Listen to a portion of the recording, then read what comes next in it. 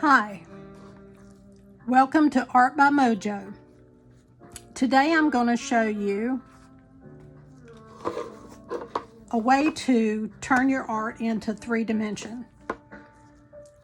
I don't normally draw on here with a marker, but for you to be able to see it, I wanted to do that today. Normally I use a pencil, so I'm sure that everything will be covered up. We're going to be using this. It is sheetrock mud, as we call it around here, or as you can see, lightweight joint compound. I'm using one of my painting knives, and I'm going to start by pressing the mud onto the canvas. I've already painted the canvas background with acrylic. I'm sure this would probably work on top of oil, but I wouldn't want to do it on oil myself. You want to press this down, and I've got a glove just in case I need to help it. You want to press it down against the canvas in a thin layer to begin with. It's a little messy, but kind of fun.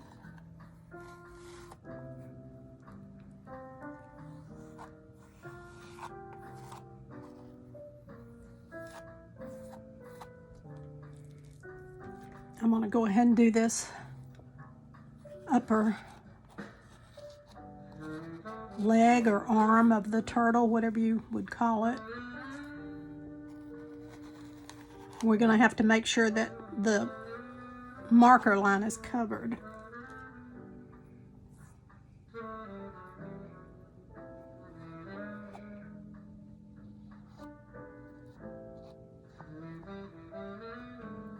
And this is not an exact art. Everything's not going to be perfect. I mean, it's not like painting where you can put details in, but you can have a lot of fun with it.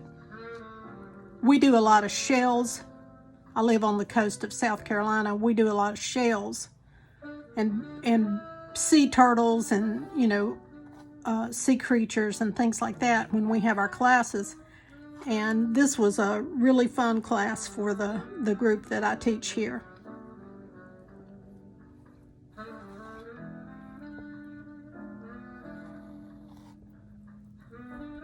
And as you see, it will pull off the canvas while it's wet, but once it's dry, you won't have that problem. I'm just trying to be careful and get these lines covered up. I'm not used to having lines on there. Okay, I'm going to put a little texture in this part just by dabbing and dragging. You can see your edges aren't perfect. That's okay, because this is not an exact science here. And you don't have to do this extremely thick. I have done them up to 1 inch thick, which is kind of cool, but it does make your canvas kind of heavy. I don't want that green to show through there, so to make sure it's all covered up.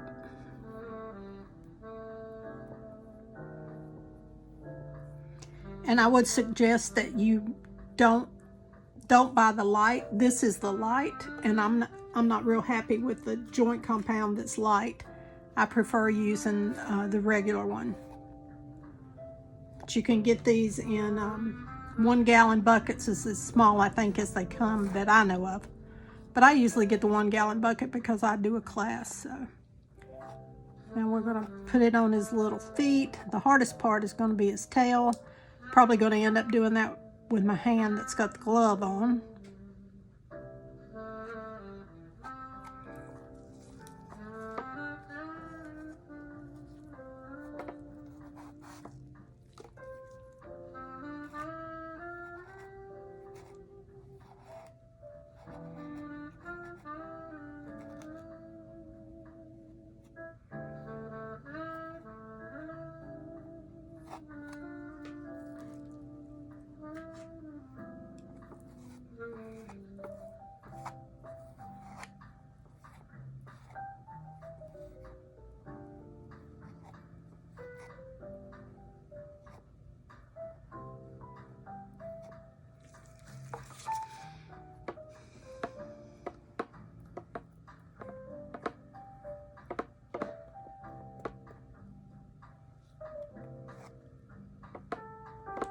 I don't have as much control in my left hand, so if y'all want to laugh, it's okay.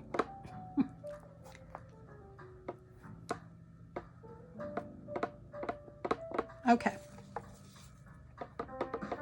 Go back to my right hand. Just give that a little texture down through there. And the reason I'm not just doing it smooth is when this dries, you can paint it or you can rub stain on it. And it's really cool because if you like take a dry brush and rub stain on it or paint, it just catches the tips. Of course, you can't push very hard because, again, this is sheetrock mud, so it will break off if you do that.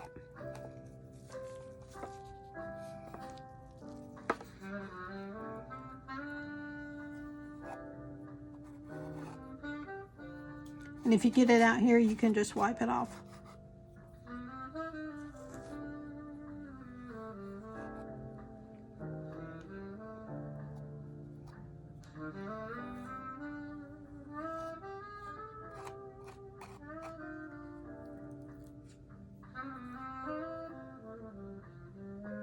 Now the reason I'm leaving his shell to the last is because that's the closest part to me. The arms and legs and tail and head are under his shell, so that's the top part.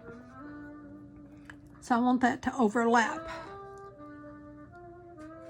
The reason I put the mud on his shell to begin with is because it's just a good working area. But the more little spikes you can leave up and curves, and just makes it pretty when it's finished.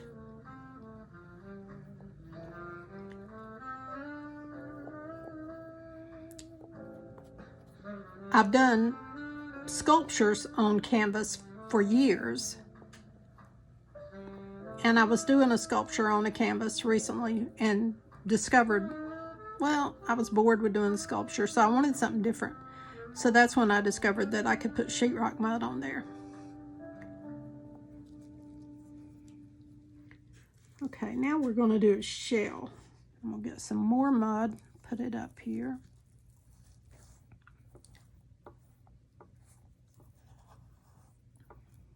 I don't know if you can tell, but I'm having to press pretty hard.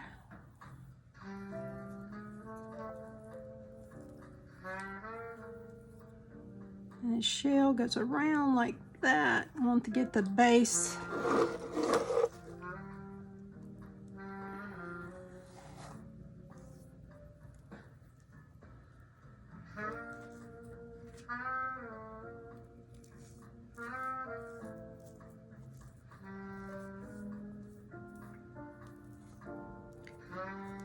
While I'm just working here, if you will go down and subscribe. I know you have to put your email in and things, but it really helps me on YouTube. They start promoting your page more if people subscribe to your channel.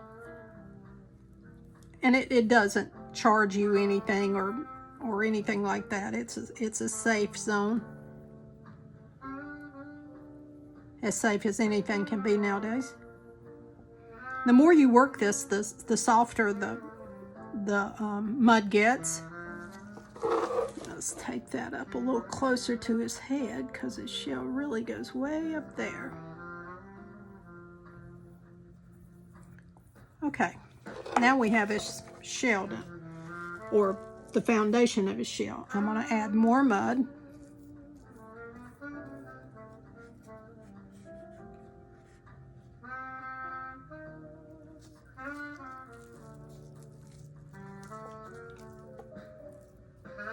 And you can see I've got a little bit out here.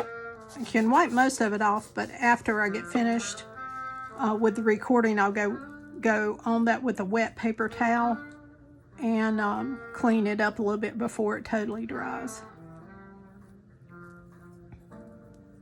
Now I usually just kind of make a slight dome.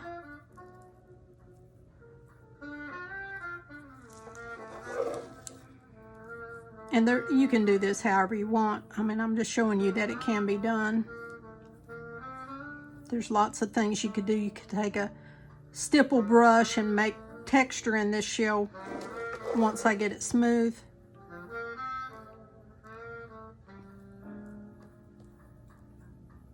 It's kind of like icing a cake. Okay, that's smooth enough. Now I'm gonna gently use my knife and draw the shell.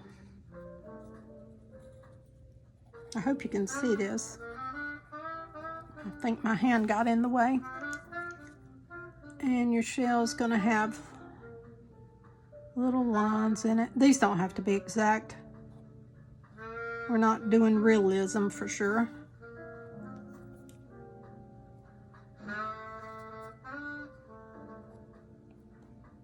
Okay, now that that part is done,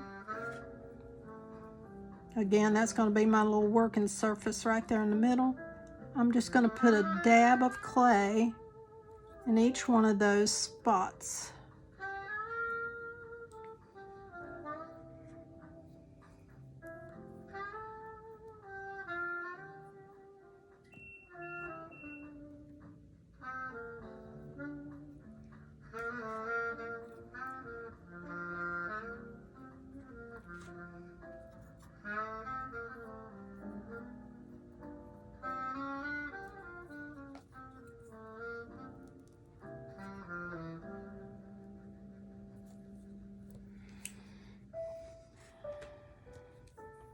Have to constantly add.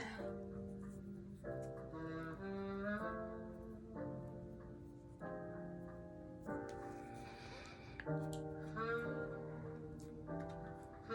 don't know about you when you try this, but my arm gets tired unless I have this down like on a low table. So I would suggest you do it lower. Right now this is a little bit below shoulder level, my table, and it's just a little bit too high to be doing this.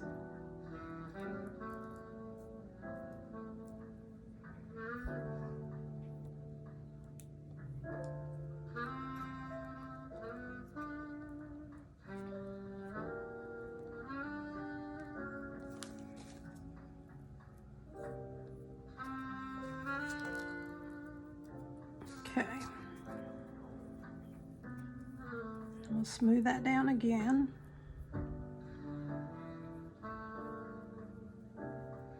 See, the part you drew really doesn't show. Switching to my left hand to give my right arm a break.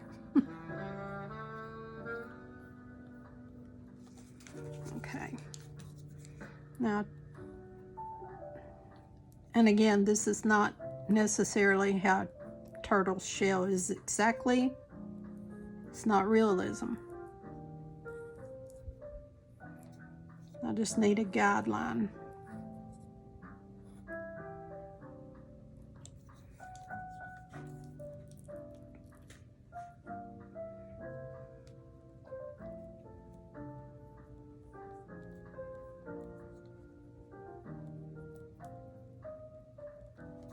And you're going to put a blob of it, I guess you could call it, in each section, and just push down on the outside edges so that it's forming the section of the shell, and then just put some texture in it.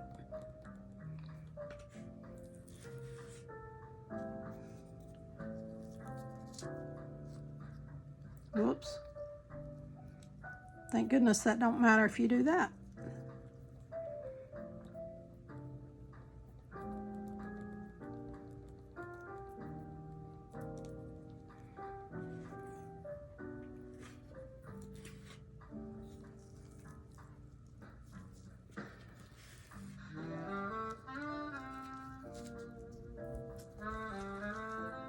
Got a little too much, so I'll just add that piece over here.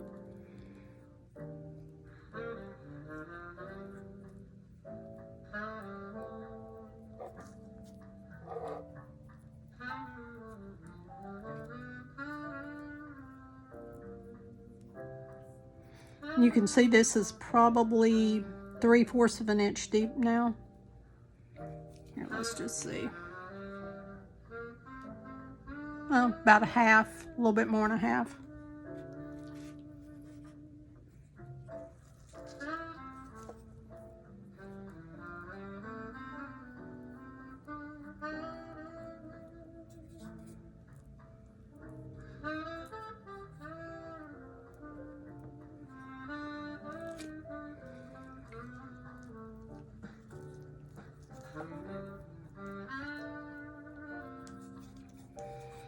Okay, and then if you want to just give the indication of where those shell lines are, and if you, when you paint yours, if you will water down your acrylic a little bit, or your stain will go in anyway, but water down your acrylic, it'll go down in those crevices and be darker, and that's a nice look. This is already getting a little bit crusty out here, but I see a spot that needs just a little more right there.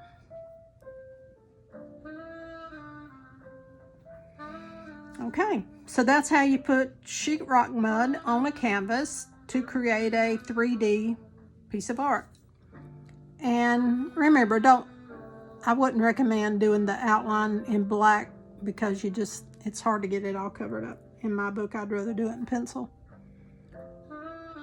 Sometimes I come into the head part, and I'll actually take my knife and make the slight little indication like that of an eye on each side. But you can do yours however you choose. Thank you for watching my video today, and I hope you have fun making one of these. And be sure to subscribe at the bottom. Thank you.